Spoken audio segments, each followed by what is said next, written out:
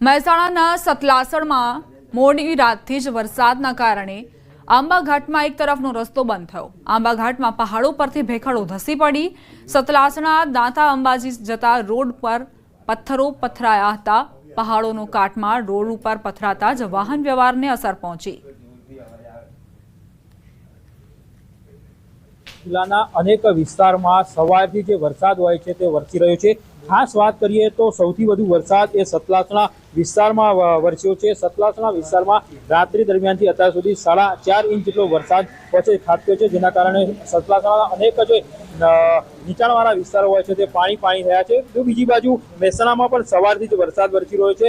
એક બાજુ મહેસાણા જિલ્લામાં જે ગ્રામ્ય પંચાયતોની ચૂંટણી ચાલી રહી છે, તો બીજી બાજુ વરસાદે પણ માજા મૂકી છે। તમે જોઈ શકો છો, આપણે બાયપાસ રોડ પર છીએ, ત્યાં પણ જે વરસાદના કારણે જે વાહન ચાલકો હોય છે તે હેરાન પરેશાન થયા છે। બીજી વાત કરીએ તો ખેડૂતો ખુશખુશાલ જોવા મળી રહ્યા છે, કેમ કે ખેડૂતોએ ઘણા સમયથી રાહ જોઈ રહ્યા છે। વરસાદ આવે તો તેમની વાવણી હોય છે તે શરૂઆત થાય છે, એટલે ચોક્કસથી કહી શકાય છે ખેડૂતમાં ખુશી જોવા મળી રહી છે। બીજી બાજુ જે સ્થાનિક લોકો હોય છે તેમાં પણ ખુશી જોવા મળી રહી છે, કેમ કે જે અસહ્ય ગરમી પડી રહી છે તેમાંથી ચોક્કસથી જે સ્થાનિક લોકો હોય છે તેને રાહત મળશે। તો બીજી બાજુ વાહન ચાલકો ચોક્કસથી હેરાન થઈ રહ્યા છે, કારણ કે સવારથી જો ઝરમર વરસાદ વરસી રહ્યો છે તેના કારણે ઓફિસ જવાનો સમય હોય છે, તેમાં એક જગ્યાએથી બીજી જગ્યાએ જવા માટે જે વાહન ચાલકો હોય છે ટુ વ્હીલર વાહન ચાલકો છે હેરાન પરેશાન થઈ રહ્યા છે। એટલે ચોક્કસથી હાલમાં મહેસાણા જિલ્લાના અનેક વિસ્તારમાં જે સાર્વત્રિક વરસાદ હોય છે તે વરસી રહ્યો છે, તો ક્યાંક ખુશી તો ક્યાંક ગમ જોવા મળી રહ્યો છે। કેતન પટેલ, ન્યૂઝ 18 ગુજરાતી, મહેસાણા। સાબરકાંઠામાં મેઘરાજાએ ભૂક્કા બોલાવ્યા। ઈડરમાં 24 કલાકમાં 5 ઇંચથી વધુ વરસાદ ખાબક્યો।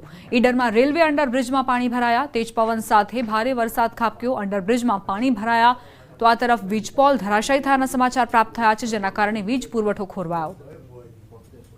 સાબરકાંઠામાં ગત રાત્રે જે ધોધમાર વરસાદ વરસ્યો, જે વરસાદના કારણે અનેક જગ્યાએ પાણી ભરાવાના બનાવો પણ સામે આવ્યા છે। ખાસ કરીને વાત કરવામાં આવે ખેડબ્રહ્મા હોય, ઈડર હોય, વડાલી હોય, પ્રાંતિજ હોય કે તલોદ હોય, તમામ જગ્યાએ સાર્વત્રિક વરસાદ જોવા મળ્યો હતો। અને જે વરસાદના કારણે અત્યારે હાલ જે ઈડરની વાત કરીએ તો ઈડરમાં 5.5 ઇંચ કરતાં વધુ વરસાદ ખાબક્યો હતો, જેના કારણે જે રેલવે અંડરપાસ છે જેમાં વરસાદી પાણી ભરાયા હતા। જે વરસાદી પાણી ભરાવાને સાઈડમાં જે ડાયવર્ઝન તો આપવામાં આવ્યો છે, પરંતુ જે વરસાદી પાણી ભરાય ત્યારબાદ જે બાજુમાં જે પાણીનો પ્રવાહ વધવાના કારણે જે વીજ પોલ છે તે વીજ પોલ ધરાશાયી થયા હતા, અને આસપાસના જે વિસ્તારો છે તે વિસ્તારોમાં વીજ પુરવઠો ખોરવાયો છે।